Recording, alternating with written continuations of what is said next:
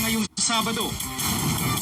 Dalawang sakay ng motorsiklo nakipagbarila sa mga pulis na tinakasan nila sa San Mateo, Rizal, patay. Bagyong Nona posibleng maglandfall sa Bicol Region at dumaan sa Metro Manila. 2 linggo bago ang Pasko, daloy ng trapiko malapit sa mga mall, bumper to bumper. 4 na taong gulang na bata sa Abra, lapnos ang balat matapos itulak umano ng kalaro sa apoy. Yaya Dab at Explorer Sisters pinaalis na sa mansyon. Lahat naman ng mga pagsubok na lalagpasan mo basta sama-sama at may tiwala sa Diyos. At Alden at Maine, People of the Year ng isang lifestyle magazine.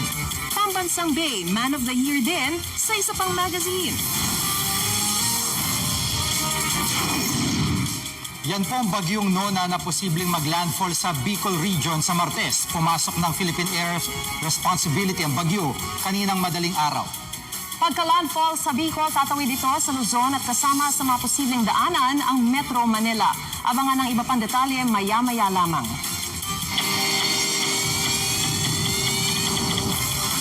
Magandang gabi po, nawi sa barila ng Susunod. Batang 4 na taong gulang, lapnos ang balat matapos itulak ng kalaro sa nasusunog na basura. Babae himalang nakaligtas matapos saksakin ng 18 beses, live-in partner itinuro.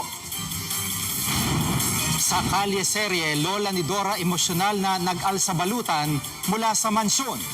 Tutukan lahat ng yan dito sa 24 Oras Weekend. Susunod.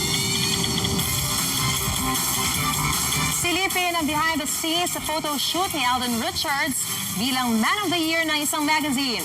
Walang patid na pagtutok dito sa 24 Oras Weekend.